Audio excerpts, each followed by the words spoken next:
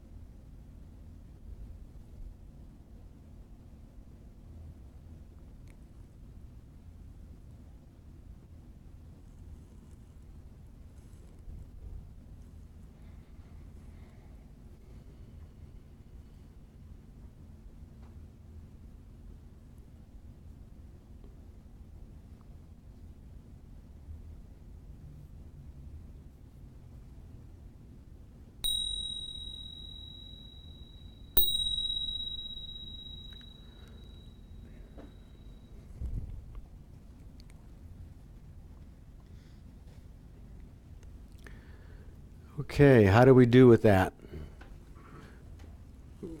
Mind go off different directions, or are you able to stay focused, absolutely focused on the breathing, right? How many of you, I mean, it's hard to even keep track of how many times our mind gets distracted during that process.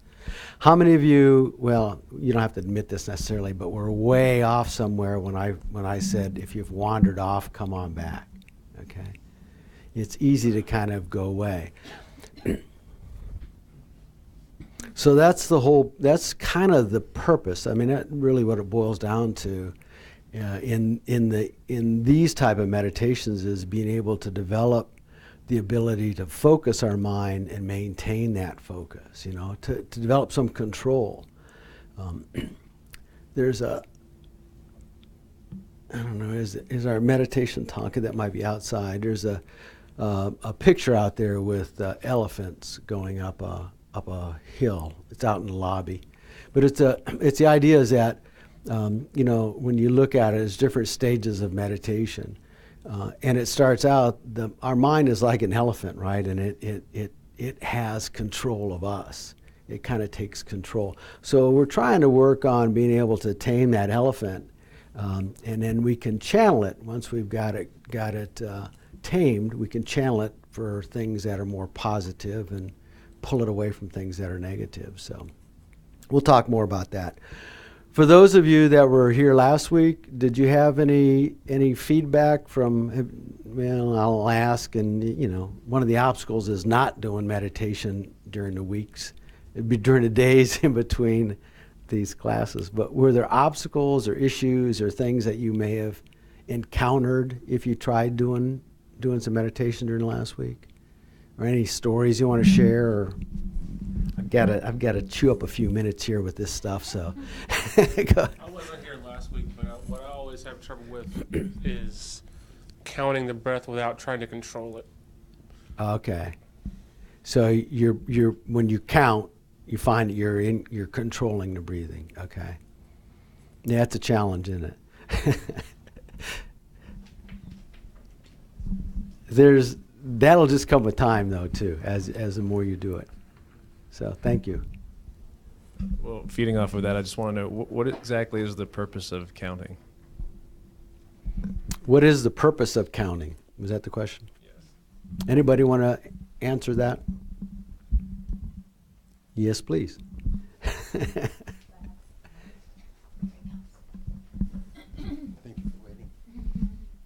So my understanding is the purpose of counting is so that it kind of calms your mind. So, you know, I have like the crazy monkey mind, and like I'm like, oh, I've got this appointment and I've got this project, and my 4 kids are at home, and somebody's called me 5 minutes ago, and that's what my mind normally does, like every second of the day. But in trying to slow it down and like think about your breath in and your breath out, the counting is kind of slowing things down so that you have something to focus on. Like usually I make it to like 5, and then I'm distracted, and then I count to 5 again. Yes. Oh, that's fine. No, 5 is really good. That's where I'm like stuck at 5. Yeah. So- Yeah, don't get frustrated. That's something that you'll learn too, is that 1, 4, 5. you get frustrated with it. But Or I can't count that high, one of the two. you've got to be easy with yourself. And like she said, the point is, you know, if we can maintain our focus on the breath as we go in and as we go out, and then we put the number on it, it just gives us something to concentrate on. Otherwise, our mind, you know, it just gets pulled off real easy. So the objective is to try to stay concentrated on that. The breath is easy. You know, some of the meditations you might focus on an object. You know, you can focus on a stone or a flower or a flame, and there's a lot of other things you can kind of concentrate on. The breath is convenient because you've always got it with you, right? And when you stop breathing, you know, you can stop meditating for the most part. So, you know, it's always there, right? You've always got that going for you. So by concentrating and the counting, like she says, gives you something to focus on. So. Somebody else had a question? Yes, ma'am. Thanks. My problem is I could meditate in the morning and I could meditate in the evening. But if I forget to meditate in the morning and I meditate at 1 or 2 in the afternoon, I fall asleep. I literally fall asleep. Okay. And I'm focusing, and then I just get so tired that I roll onto the bed. That's how tired I get. Okay. But not in the morning. Not in the morning. I'm fine. At night, I'm fine. It's that 1 in the afternoon. Okay. Is that normally a low time for you? Yeah, 1, 2, 3. Yeah. I mean, even when you're not doing meditations, it's that. Yeah. Like I want to take a nap. Yeah, and so I would just avoid that time. That's Yeah. what I said to myself. Yeah. So don't do it at 1 or 2 o'clock. No. But it's so relaxing that it puts me in this beautiful Well, if your goal is to fall sleep. asleep, I mean, that's okay. Were you here last week? No, I wasn't. Okay. So one of the things I mentioned, I know some people will try to, like they're laying in bed, you know, we did a body scan and do something that'll relax them, and they fall asleep. And that is an okay way to fall asleep, is to use a process like that. But you don't want that to be the basis of your meditation practice, because then when you sit, you're going to have a tendency to want to fall asleep. So you want to find some place. The goal of this is different than relaxation, because we're trying to stay fully alert during the process, you know. And that goes back to counting. It gives us something to focus on, but we want to maintain that high level of focus if we can, okay? Have Yeah. another question. Okay. Sometimes when I meditate, not all the time, it gets so deep, I get scared and I bring myself back. Okay. Where I want to stay at that place, but I get nervous and then my heart starts pounding Yeah. because it went to a place I wasn't familiar with. So another thing that'll often happens over time is, you know, sometimes I have, you know, those little snow globes you see, you shake things up, right? And I'll use a jar of water with sand or something like that. You know, our minds normally like that thing all shooken up. And once the little particles begin to settle, there's all sorts of stuff in there, in that water that we see that we didn't see before, but it was always there. It's like sediment in water, and you'll begin to see all the crap that's in the water that you know, the old tires, whatever's in the bottom of the lake. So that stuff will kind of surface. My understanding is just kind of keep working on it slowly. You know, if you need to bring yourself out of that, that's fine. There is a lot of research that supports meditation with people that have, you know, post-traumatic stress disorders and things like that, where they can control the amount of exposure they have to some of the things that scare them. So there's probably other people here that you could talk to that give you more advice on that, but you know, things may pop up as you get more and more involved with this. So anything else? Any other comments or thoughts? Thank you. So just ask, how were those of you that did bare attention meditation, where we just focused, kind of broadened our focus on our breath and just kind of stayed on that as kind of a mindfulness thing, as opposed to a concentration. How are those two things different? Do you see that as being a different type of awareness? Or is it something maybe, excuse me, it's probably not anything you've ever thought about before. But, you know, those are two different types of awareness that you begin to kind of develop. I might have used the example last week. I apologize if I repeat myself here, but when we first learned to drive or focus on things, we were focused on the components. Yes, sir. Here comes Mike with a... Mike with a mic. I don't know if this is exactly what you're talking about, but I found that last week compared to this week, when we were doing just the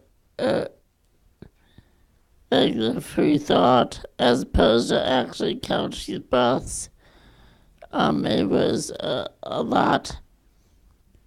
It was more difficult for me the first time, having nothing that I could concentrate on. Okay. So not having something... I'm sorry. To letting my mind wander. Then when I had the counting your breaths to rely on to kind of focus my mind. Okay. You might have mentioned that last week too, that it was easier to, or somebody had said that, it was easier to focus on the breathing Yes. rather than just kind of letting things go. Yes. Yeah, okay.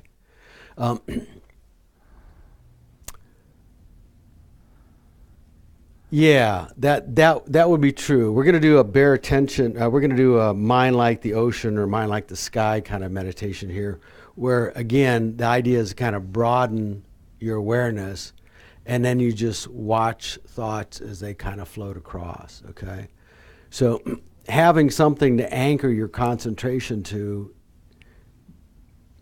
kind of builds a little different muscle maybe than just the bare attention meditation. So and I can see where that would be easier.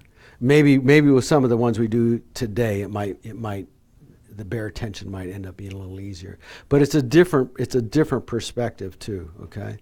So, you know, when you're driving, when you first learn to drive, you're focused pretty intently on all of the things you had to do. But then as you became proficient with that, you began to just become more aware of everything that was around you. And then we kind of lost that awareness too as we got more proficient with it. We don't even think about driving anymore. We don't think about most of the stuff that we do anymore. So a lot of times that just bare attention is more what they would call mindfulness. You know, they might just use that term to describe just kind of that broad perspective, you know. Where the concentration, we're trying to drill in on something. And we'll do some analytical meditations here in the coming sessions that give you something, when you build up your concentration, then they give you something to concentrate on beside your breath. And it might be something like compassion or empathy or there's impermanence is a very common meditation topic, that everything is changing. Death is, oddly enough, is a real good meditation concept, something to focus on, and the Buddhists practice that a fair amount. So, and that goes along with our impermanence, right? Everything just changing all the time. So,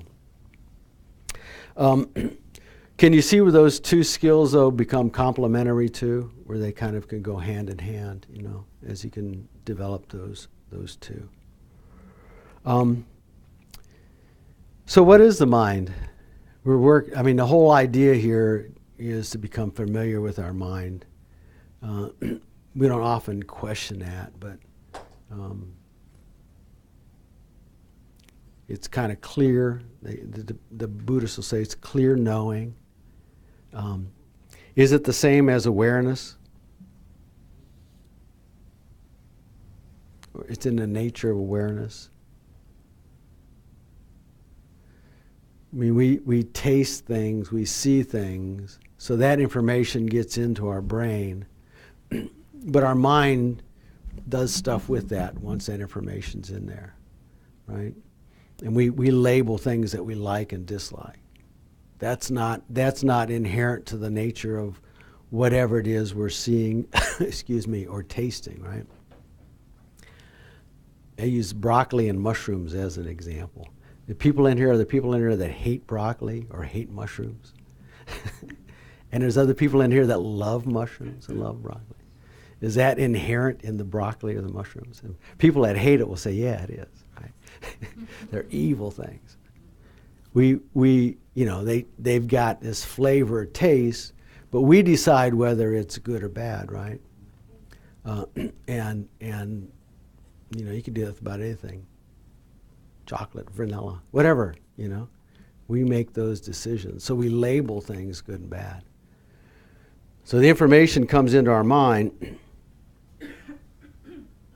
and then we create a story around it. Yes, ma'am. Nope. Microphone on its way. Chris has the left side. Thank you. So I guess I was just thinking right now, we cannot label a flavor like as inherent, like vanilla flavor. Some people like it, some people don't. I understand this. However, we do have genetic differences, which you can label, this person has this gene, this person doesn't have this gene. So maybe we cannot label the flavor, but we can label the mind. That actually there is inherent differences, but in the mind, not in the, you see what I'm saying? No, say it again. So, broccoli. Yeah. Some people like it, some people don't. The reason some people may like it is because their genetic code favors them to like it. Okay. Whereas there are some other people who maybe their genetic code, because we're different, just don't like it. So you may be able to pinpoint that there is a difference, like inherent difference in the, within minds. Okay. So, I don't like broccoli because my genetic code is like this. But actually, so there is an inherent difference, in the flavor. Not in the broccoli, but actually, there's a reason why I don't like broccoli. It's not just, my mind, how it preserves it. So you're saying there's a genetic reason why you don't like broccoli, or it could be theoretically. It could be. Okay. But like broccoli, there's other things, like alcohol. Yeah. If my parents drank alcohol, it's very likely, I see what you're saying. Maybe I will, want to drink alcohol. A predisposition. Predisposition. But addictions have different. I guess we don't go too far down that path. But addictions have some predispositions, but just the like or dislike flavors. Even things like pain and pleasure are just sensations that are brought in, and then our mind makes some decision on that. Our Geshe used the example of someone with significant piercings. In his mind, that's painful, right? And most people would agree to some level that there's some pain involved with that, yet that person found that very pleasurable, you know? So, yeah. Anybody else have anything they want to add? I think you had a valid point, but I just never know like when to think of actually it's the mind or it's the genetic code of the person. okay. Because yes, I can control my mind, but can I really control every single aspect of my mind? Okay. Like if I don't know, like I cannot even think of something, but I mean, because there is also an inheritance or like something in it that, you know, makes me who I am. I understand it's my mind, but Right. it's not just my mind. It's also like the genetic codes of my parents. There's causes and conditions, other Yeah. kind of things that play into that. Okay. But our mind, oh, sorry, there's something else back there. Go ahead. Other question. That's like a really neat thought, but I don't want to necessarily go down all the way into it, but I was just thinking of the example of how you're trying to make the point that the mind is the prism through which physical phenomenon is interpreted. And I just think of a kaleidoscope versus a telescope versus glasses versus your retina. And the object itself, sort of as an analogy to the taste of broccoli or something like that, exists, and we decide how it is that we see that object Right. based upon that prism. And so I think that I don't know how to sort of actionize that insight at all, but I think that it is really liberating to think that there is a way that you can actually step away from what you think is the inherent way that things have to be. Right. Yeah, it's an interpretive thing. And I think for argument for this class, I mean, there are some classes where they get pretty deep into that, but for this nature, I think we want to recognize that we talked about this last week. We add suffering on to something that may be distasteful or something we don't like, and we exaggerate the pleasure of things too, right? We see things that we want in this attachment. We exaggerate the good qualities of that. Oh, if I have this, I know I'll be happy, or whatever it is. And then once you get it, there's a drop off in that sensation, you know, and then the car gets dinged or first dent or whatever it is, and down the road now it's old again, you know. So it's this stuff that we kind of lay on top of the things that are occurring out there that our mind does. And we exaggerate the negative stuff too. We use the example of somebody cutting us off on the road, or somebody doing something that it might have just been a mindless act, but we create a whole negative story around that. And we play those stories over and over again to make them. We emphasize them, right? We meditate on the negative stuff. We rehearse those over and over and over again to make them bigger and bigger. And that in and itself has an impact on our physical well-being too, right? Because every time we replay those negative stories, we increase our blood pressure and cortisol and all that other kind of stuff, and we end up having problems from that. So the idea is that our mind, you know, rather than putting a story on something, or taking a negative story, and how eventually, you know, you can take a negative story and turn that around as something positive, and kind of reframe that story if you can. That's kind of our goal. And it may not get you to like broccoli if you don't, but you know,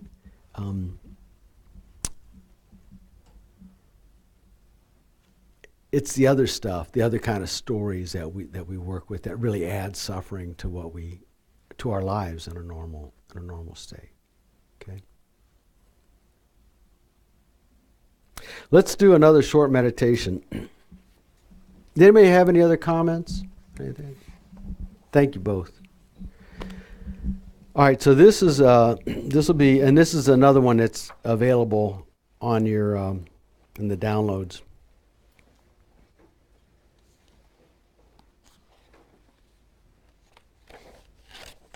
So we'll get in our 7-point posture, feet on the floor, seat firmly in the seat, back straight like a stack of coins, top of the head up, chin down a little bit, your hands comfortably in your lap, your eyes closed or slightly open is fine too, and then your tongue resting at the roof of your mouth behind your teeth, front teeth. And then take a few breaths, big breaths in and out.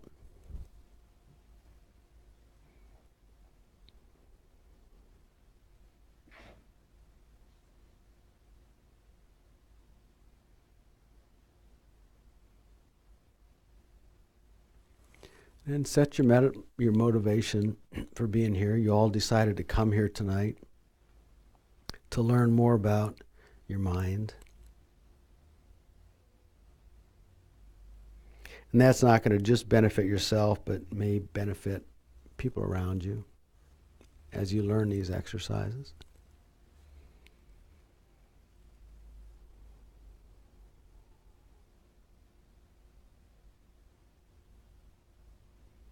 And then just focus on your breathing, the bare attention, without counting. Just watch your breath go in and out.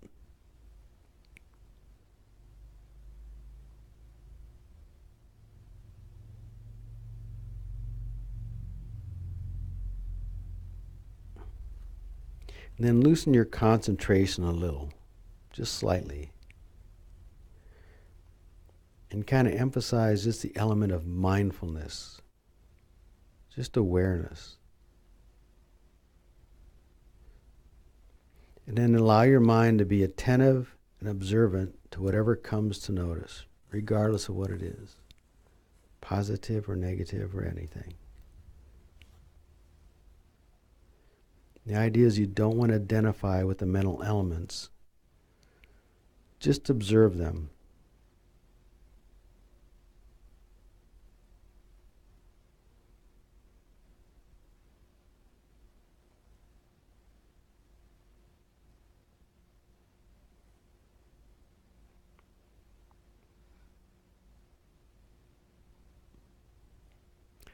Think of your mind like the sky.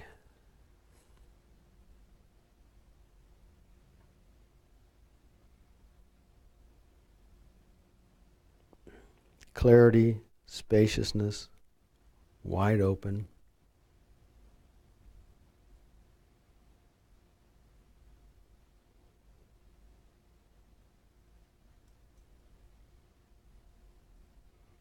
And you're just an observer.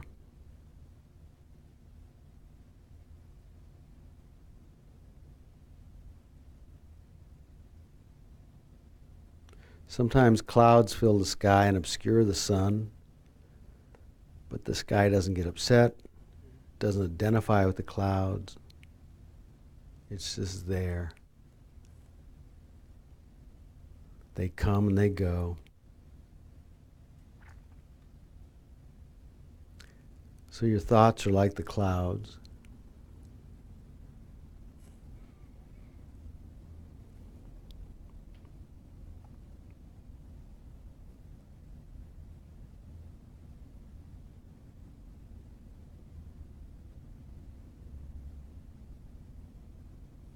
If a thought arises, you can just place it on a cloud and let it float by.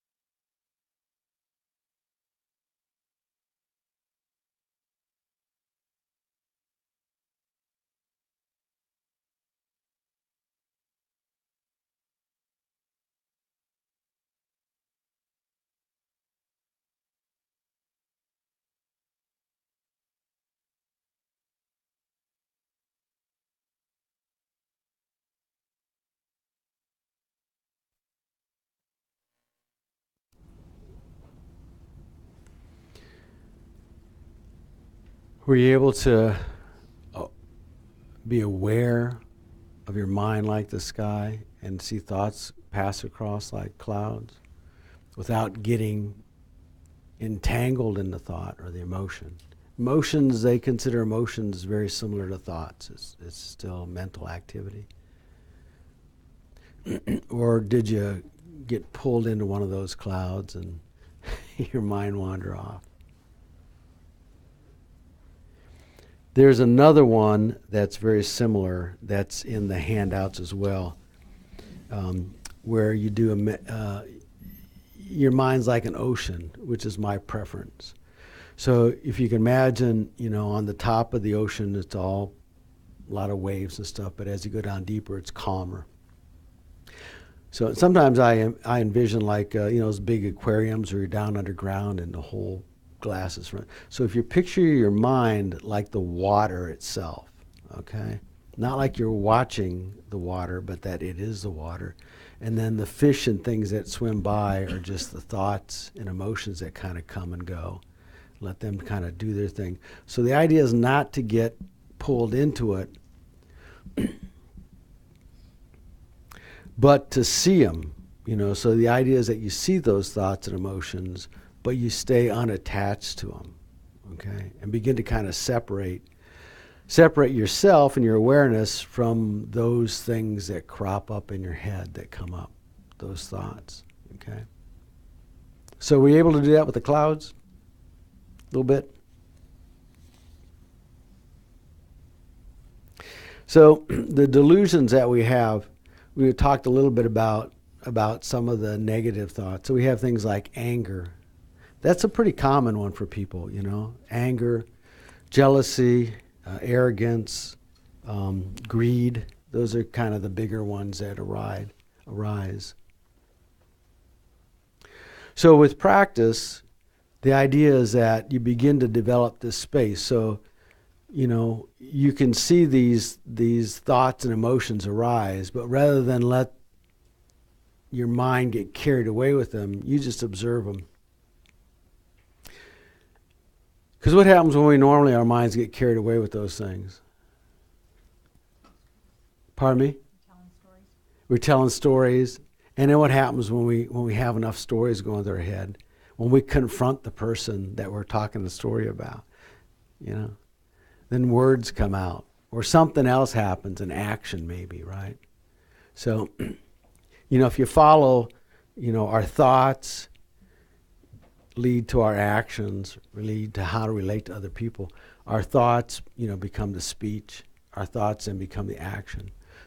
So if we can see the thought come up, but not act out on it, right?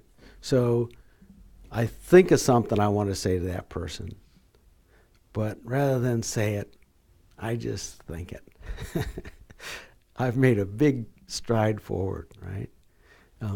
How would things change if some of the stuff that came out of our mouths or some of our actions, we just kind of held on to those a little bit?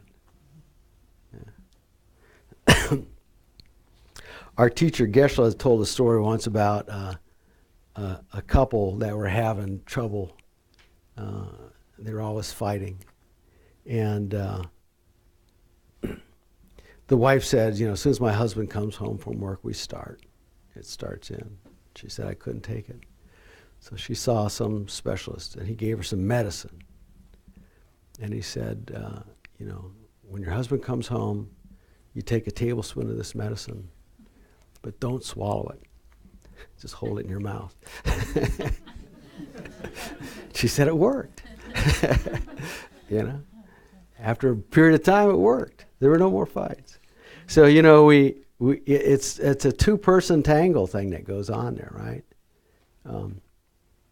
And a lot of it is just not engaging.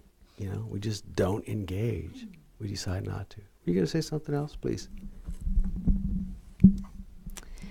Something that I've heard somewhere is, I don't know if I read it properly, it said when anger arises, what's going on in your brain, anger lasts like 10 seconds. When we stay angry for like 10 minutes, it's because we're enforcing the anger. Mm-hmm. And I think this really helped me. Like, I think that same day I was getting angry. I'm like, oh, it's been like a minute. So I'm holding on to it. And Yeah. this kind of like let it like go. So when I get angry, I'm thinking that I'm forcing myself to be angry, and there is not much reason to be angry. So Right. just something. No, that's very true. We talked about the 2 arrows, right? The last time, or 2 darts, second dart. Something happens that makes us angry, but then it's that we take the own arrow and we keep stabbing ourselves with it. So we play those stories over and over again, and they continue. So with these kind of meditations now, with the mind like the ocean or mind like the sky, you begin to see these things like anger crop up, and you create some space. Right? The idea behind this is I create some space between my awareness and that emotion or that thought that may have spurred that emotion. And just watch it. Maybe just let it go. All right? Just let it go. Historically, there's a trigger and then a reaction. So there's a trigger, there's some mindfulness, and then I get to choose my response. It's up to me to choose how I respond to that. Okay? And that can make a huge difference in our lives when we begin responding to things a little bit differently. That's when you begin to recognize you've got some control, and you can gain some control, And there's opportunities around for you to practice this all the time. It's easy to do this while we're sitting here on our cushion and watching the thoughts pass by. But, when we're in those situations that actually cause that anger to arise, it makes it a little bit more of a challenge. So, and usually when we get, and this comes from dealing with folks in prison, and a lot of the guys that were in prison were there because of anger issues, right? So, it was never the trigger and then rage. It felt like that to them, right? Like I went from here to bam, there. And next thing I know, he was laying on the floor or whatever it was. But there's always this irritation, frustration, irritation, and it kind of builds up anger, and then it's rage. For those guys, right, they use the term a short fuse. But you'll notice that in yourself. There's things that irritate you, and you probably know what they are. There are things with people that you're close to that irritate you. There may be things like at the store, waiting in lines, that irritate you. There's things that are out there that you get an opportunity to practice with, So, get yourself in the long. That's what I do. I get myself in the longest line at the grocery store, because I hate that, right? And then, all right, here comes that thing. Here comes that frustration, and watch the people around. She's taking too long. But, you watch what happens with your mind when you're in those situations. And then you can begin to kind of control how you respond to that. Or choose not to respond to it, which is what ideally you would do, right? Or respond appropriately. So you have the choice to do that. And that's when you begin taming the elephant, You begin to get in front of that elephant and begin to kind of tame what's taking place. So, anybody have anything they want to add to that? Yes, ma'am.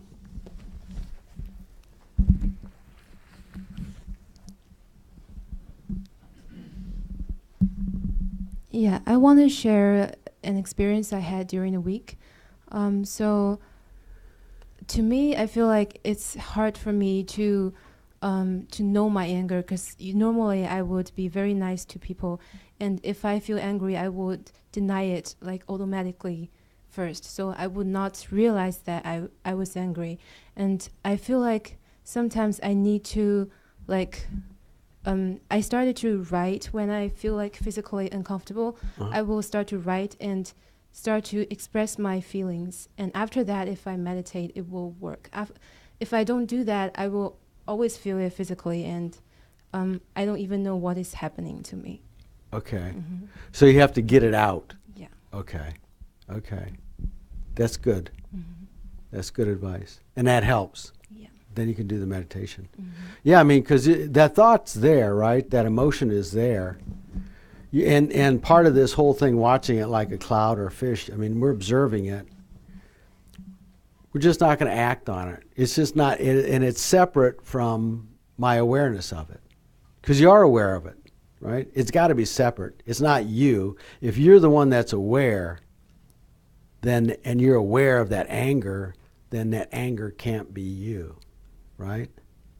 People say, well, I'm just angry. Well, no, you're experiencing anger and you're acting out on that. But that's something they'll say it's habits, right? We've got these habits of mind that we've built over years where we practice from a very young age of getting what we wanted or doing something where anger served us well, so we got better and better and better at it. We practice that like we practice playing the piano or practice anything else. We just got really good at it. So we're trying to unlearn some of that and practice new habits that we can begin to develop. I think we talked a little bit last week about developing these neural pathways. The more you practice these things, the easier it is for them to kind of come up, right? These neurological connections that we formed over a lifetime, it's just a pathway that's built into there. There was an example of, it's called Hebbian learning cycle. And the example I read was, if you can imagine, there was 4 pastures, and you have a sheep, you're herding sheep, and you go from A, B, and C, but you never go to D, right? You just go A, B, and C. So every time the sheep walk over that path, they make the path more prominent, right? And so then the next time around, they follow that path because it's prominent. That's what kind of happens in our head. And if we want to get into pasture D, which might be where we want to take ourselves neurologically, we have to kind of force the sheep to go off there a few times before they begin to kind of develop that path. So that gets pulled in that loop. And it may be one other of the pastures we want to stop going to. We have to kind of keep that from happening. And that'll kind of fade away. So we build those neurological pathways, and we've practiced those all of our lives. The negative ones, we have a tendency to practice negative ones. But so now we're going to try to begin practicing some of the more positive things. And it's practice. I mean, it's hard work. And you have to put yourself in a position where you have to kind of be challenged by that a little bit to get your mind to begin thinking of it. But then it becomes easier and easier and easier the more you begin to kind of develop those positive qualities. You know, it's a matter of turning your focus. I had another experience. This came to mind on the other day. I got a flu shot last year. You all get flu shots? You might get. So when you roll your sleeve up, the pharmacist did it, right? The pharmacists are giving flu shots now. You roll your sleeve up, and I'm sitting there. And I watched my mind during that process, and I intentionally focused on something else, I wasn't focusing like I did when I was a little kid of this huge needle going through my arm, But as a kid, you're focusing on that. But as I grew older, I realized that I've intentionally brought my mind to something else entirely. And even though it only lasted, 30 seconds or whatever it was, I was able to control my mind not to think about something negative. Maybe I wasn't thinking about something positive, but I wasn't thinking about something negative like this huge needle going in my arm. That's what we're doing with some of these meditations, is we're trying to build our focus up and take it away from something negative and begin to focus on something positive and develop that over a longer period of time. So, all right. We have a little group project. It's in the outline. So I want you to break up into pairs or groups, 3s, 4s, whatever you want to do. And think about an experience that may have occurred, a problem, something negative that maybe happened relatively recently that you're willing to share with somebody. Or, you can even think about something that's going to come in the future, because the pre-framing is as important as reframing. We're going to go back either way. Pick something that was a problem and look at how, if you would have handled that differently, how that might have turned out. Okay? Yeah. So why don't we do that? Break up in little groups and find something you're willing to share. Doesn't have to be major. And I'll ring the bell when we're done.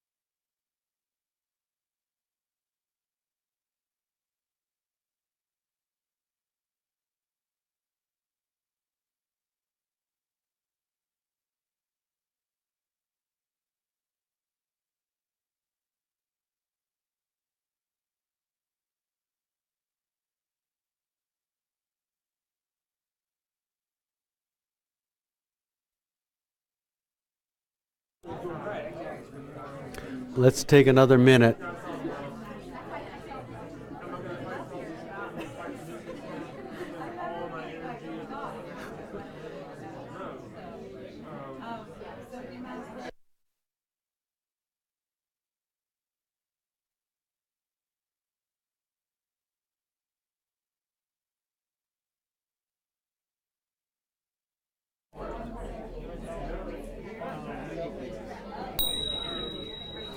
We'll just take another minute. I just want to start wrapping things up.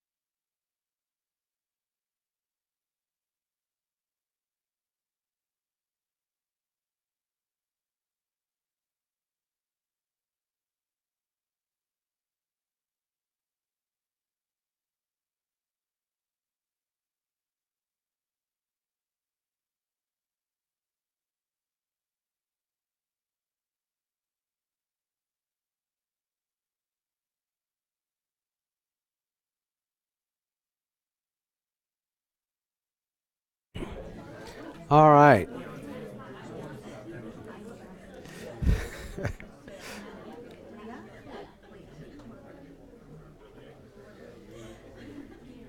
All right.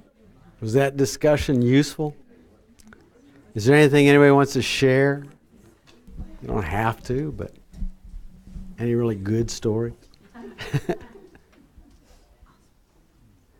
Did you see opportunities where things might have been different had you reacted differently? Yeah.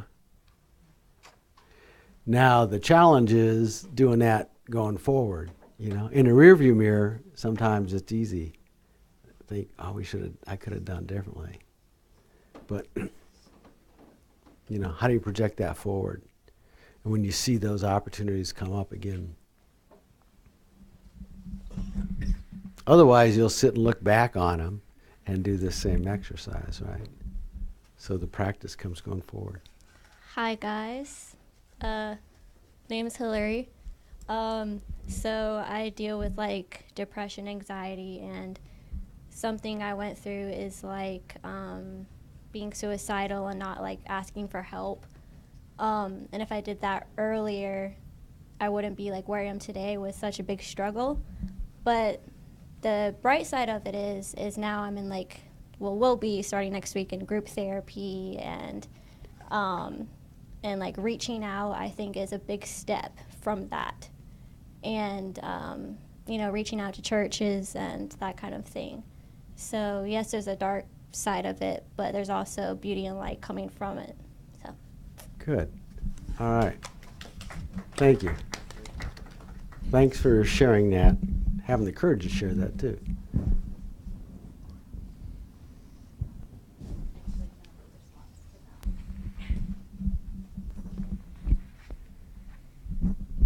I think just in response to you, a little bit, and just in general is, you know, I think we all have, you know, all that craziness that happens in our minds and those perceptions that we're completely alone, or people don't understand us. And my transgender daughter attempted suicide a couple times, and self-harm and things like that. And it's a scary place to be. It's a scary place to be for a mom when you're sleeping on the outside of the room, praying that you're alive in the morning and those kinds of things. But to have the presence of mind to stop and say, you know what, there are people out there that care about me and that are going to pay attention is a huge thing. And so I think you're very brave. Thank Sorry. you. Good. Thank you. Anybody else have anything they want to share?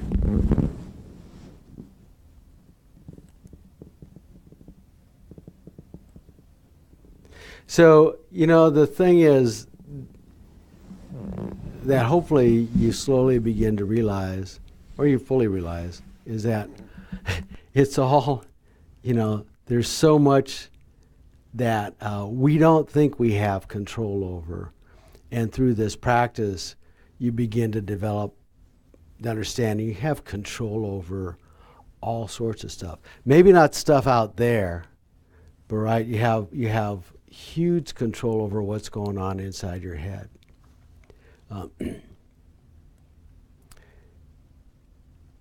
And when you gain that understanding that you have that kind of control, it changes all sorts of things. It's huge, the things that it change.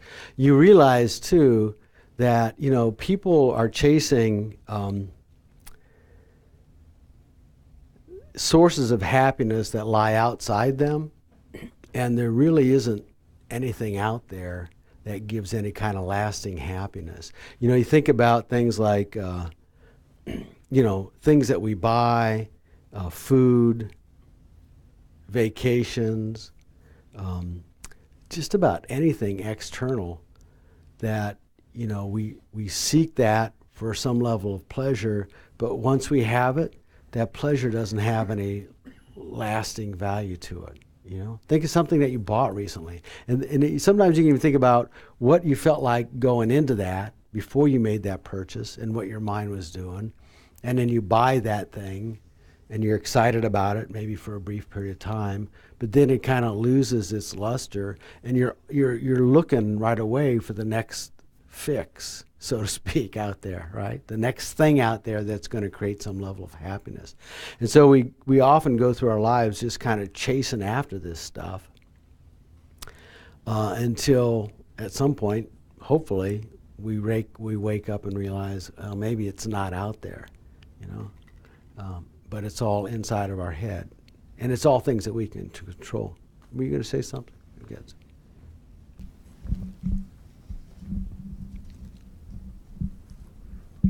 Hi.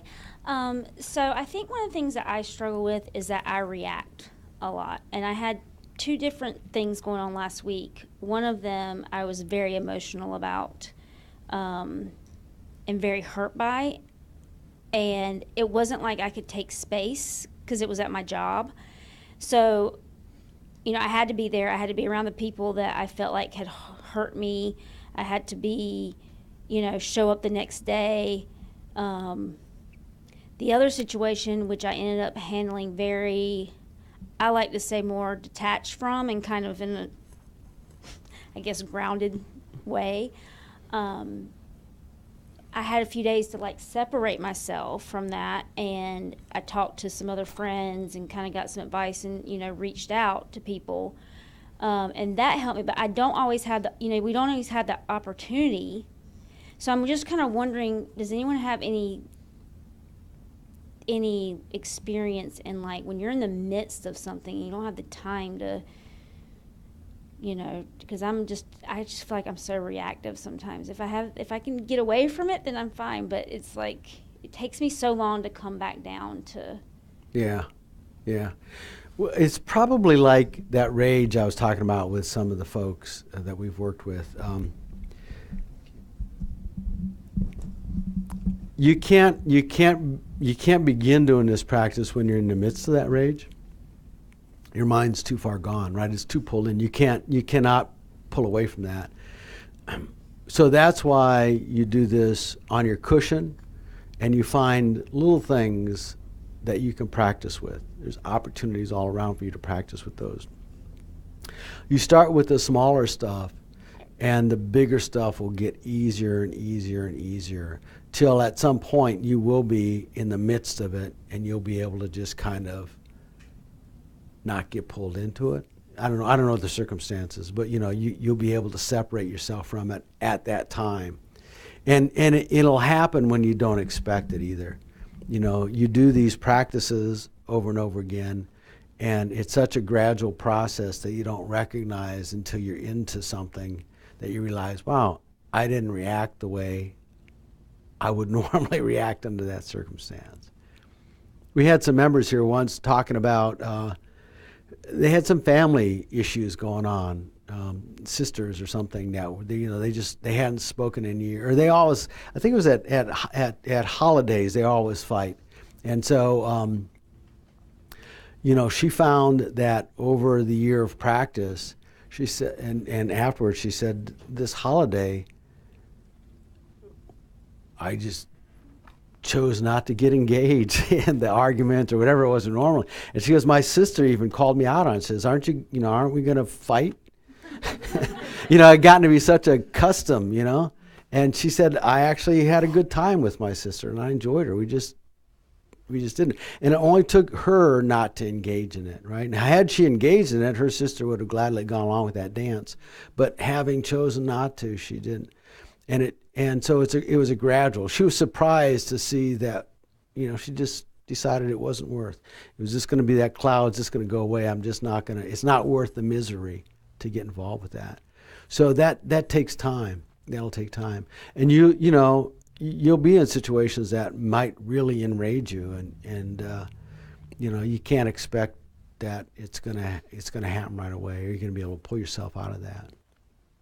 But then you sit back like we did now, and you go back and look at it after the fact and say, how might I have reacted differently? And you begin to play that story in your head differently, and then that's what they call pre-framing. So now we pre-frame the fight before we get in the fight. Right? We have the story in our head about how I'm going to deal with this person once I come face to face with them. But if we pre-frame the positive stuff and how we're not going to react negatively, then that becomes our new storyline. And we just begin kind of fulfilling that part of the drama too. I don't know if that helps or not, but yeah, it takes time. It's a gradual thing. But you have to do it. You have to do it when you're not enraged. You have to do it when you've got the opportunity to sit either in the morning or day or whatever time it is good for you and practice these things. Begin just kind of working on them. I was just going to say that in addition to that, or yes, and like I love the idea of what you just said, like the pre-framing and how we set ourselves up to either deal with situations gracefully or not gracefully. I had a situation that we all shared, and I think the commonality in all of our stories was that, there's human suffering, and then we contributed to that suffering, and we could have been better about that situation, and my scenario, I took what we talked about last week, and it didn't help me in the exact moment of the situation, but afterwards I was able to be a little bit more graceful and apologizing for something that happened. Huge, yeah. And it's a big deal, my family comes from Puerto Rico, and I've really been struggling with all the images of suffering and everything that's happening. Yeah. And my parents called me with good news and told me that so-and-so had spoken to so-and-so and that they were okay, that our immediate family members were okay. But I was still worked up about all the people that I couldn't help. And worked up, I realized after the fact that I hadn't stayed connected to those people and help them before a tragedy happened. So I yelled at them because they couldn't tell me enough people that I could help with a generator or send it to them or something like that. And I realized that it was about me, and that situation was not about me at all. So I think that what you say is really powerful, and I guess it's obvious that my elephant is not up the hill yet. None of us are. Right. I could work on that still and take that insight and apply it. Yeah. Thank you. Yeah, we play the negative stories over and over, going forward too, right? We have those all figured out. But our mind, that's just kind of, we're hardwired to think negative kind of things. I would just like to share what has worked for me personally for the last few years. I think being aware, I'll just talk about the anger issue because that's the most common for all of us. But it takes practice. I think I started about 6 years back. I think I have made some progress, but there's a long journey to go. But being aware that we get angry is the first thing. When I just started working on it, I would get angry, and it was after the matter of a fact that, oh, I got angry. Why didn't I behave as I expected myself to? But then after a while, I started having that awareness in the moment of anger, and I started at least being aware. That was the first step in the moment of anger, and then depending upon whether it was a professional or a personal situation, I could restrain myself, or for me, the way I react to it is I just shut down myself. I just don't respond, because I don't want to say words which would hurt people and I would regret later on. And then as I have moved forward in my journey, I've also realized that sometimes, extreme things happen and I get mad about it, and I don't want to. I know it. My head is telling me I shouldn't be getting mad. This is not good for me. But I'm not able to bring myself down from that anger, annoyance, and upset. But what has worked for me is I just go and listen to a lecture. We all have kind of gurus or our teachers who impact us in life. So I'll just go and listen to a lecture by her, 30 minutes, and I'll come down from here to here. I mean, so maybe just if, those kind of things. We have to see what works for us, and different things work for different people. Yeah, it's practice, and it's opportunity to work with stuff that's inside our head, because we're not going to change things that are going on out there, right? We'd like to think that we could engineer the world the way we want it, but, all we can do is change what's going on in our own head, really. Fully, that's what you have control of. That's what we fully have control of, so. All right, I've got one more meditation that I want you to, and this is another one that is in the handout or on the website. It's called 9-round breathing. So it's a visualization, kind of like the body scan that we did the first time.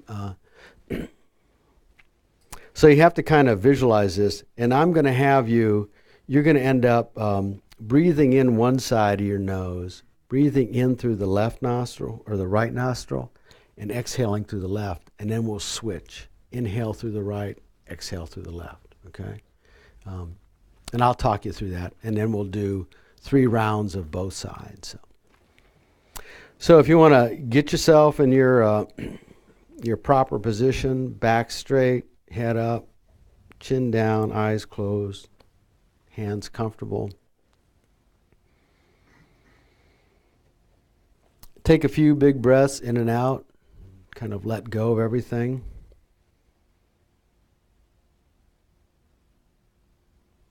This is a good meditation to do at home if you're trying to increase your concentration and relax at the same time before you do your meditation. So.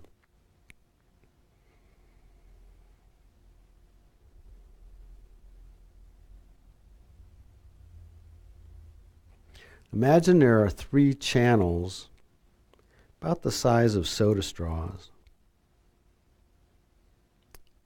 They're kind of attached to each other, and they start, the central one, which is blue, starts right at your eyebrows, curves up along the top of your skull, down the center of your spine, and ends just below your navel. That's the blue channel. And then the right side, the right channel starts at your nostril. It's red, and it follows the same path. And then there's a white channel that starts at your left nostril and follows the same path.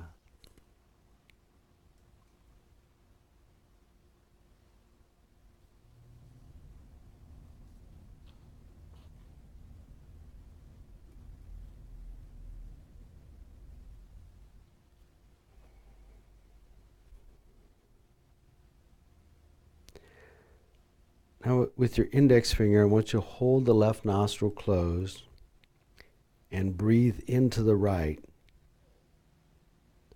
And then hold the right nostril closed and exhale through the left. And imagine as you exhale, all the impurities leaving your body. Repeat that 3 times. In through the right, out through the left. And each time imagine the impurities leaving as you exhale.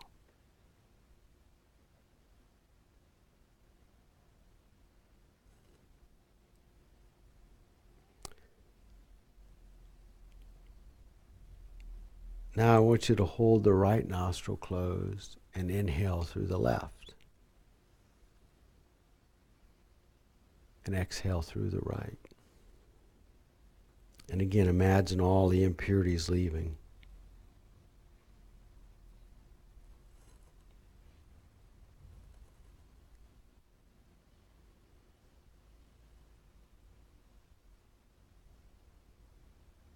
And then I want you to inhale through both channels and exhale through both. And again, as you exhale 3 times, imagine all the impurities leaving your body.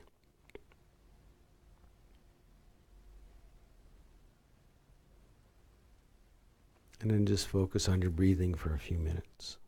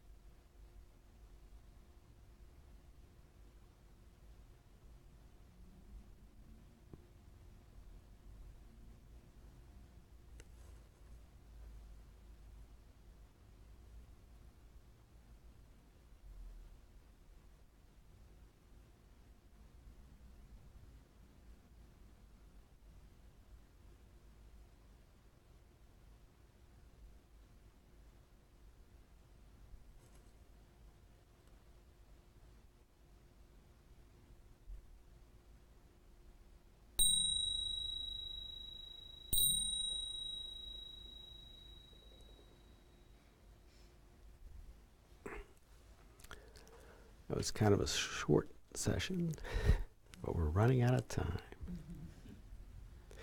So, just a brief period of time that we meditated afterwards, did you find that it helped with your concentration? Some people, this is a really good meditation to do at the beginning. So actually our homework for next time is to work 5 or 10 minutes or whatever you can do on Mind Like the Sky or Mind Like the Ocean. And try starting with the 9-round breathing, before you do the meditation. And then try to get in the habit of, again, if you can find a location, a special time or special place that you sit, a certain time during the day, try to begin to develop some patterns, some habits to your practice if you can.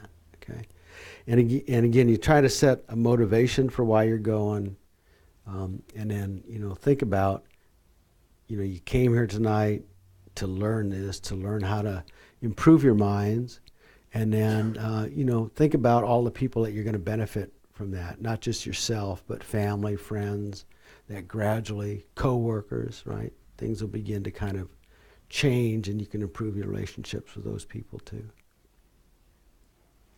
Any questions or comments? It is 8:29, so we got done early. Thank you all. You're welcome. Thank you, David.